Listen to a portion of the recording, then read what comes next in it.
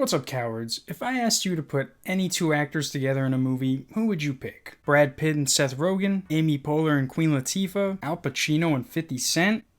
That one actually happened. But what if I told you that Johnny Knoxville starred in a movie with none other than Moana himself? Yep, that's right. Back in 2004, the jackass himself played The Rock's childhood friend in a movie where The Rock just beats the shit out of people. And beats the shit out of people. And beats the shit out of people. But it was all for a reason, which we're fading into right now. Look, we're fading away. I have a very small... Is there a problem?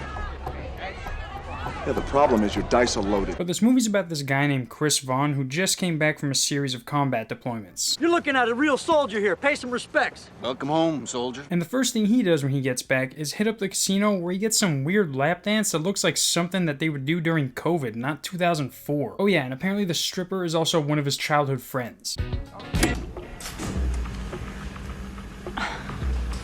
But more on her later. As I mentioned, Johnny Knoxville, who plays Ray Templeton, is also Chris's childhood friend, only instead of showing his asshole for money, he tried making it as a musician. Soon I was about music and drugs, and pretty soon I was basically just about drugs. But despite all that, Ray is clean and ready to hang out with an old friend. And this wouldn't be a movie with Johnny Knoxville without him getting hurt in some way.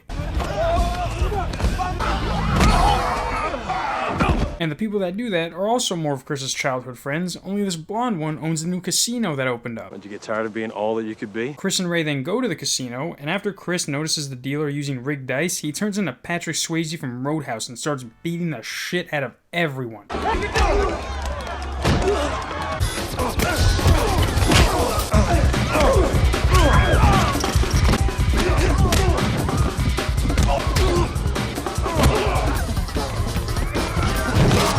Some time goes by, and then we see his nephew, who's played by Cleo Thomas, aka Zero from Holes, and we see the real reason he was trying to steal them soccer cleats. Crystal meth. I'm sorry. I never did it before. Chris is then all like, Where are they? From the security guys working at the casino. and finds out the security guards from the casino sold them the drugs, so he goes back to the place like he never left and continue what he started.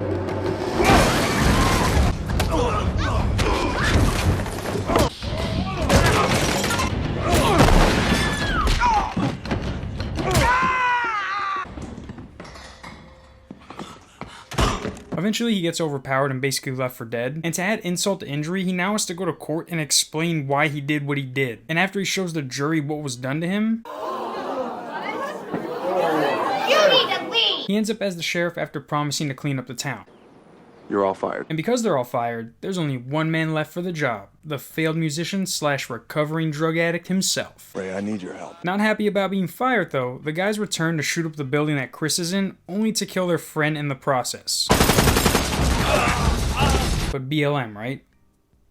Or wait, what the fuck is the abbreviation for Blue Lives Matter? While that was happening though, there were guys at Chris's house trying to kill his family. They just forgot one thing. Johnny Knoxville doesn't die.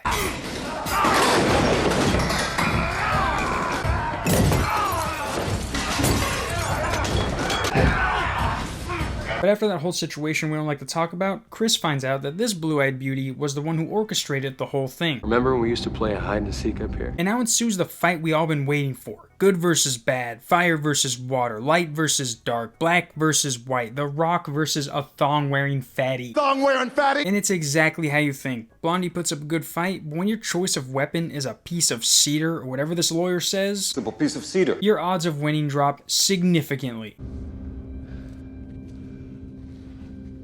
That's a whole ass tree branch. But the movie ends with the casino shutting down and the mill reopening to give this town an honest living where everyone can go back to living in poverty. This movie could have honestly just been a 30-minute TV special because he does in this order: come home, see the problem, fix the problem. I'm not saying it wasn't good, but I don't think we need to see him pull over this guy and be like, your taillight's busted, and he'd be like, are you sure about that?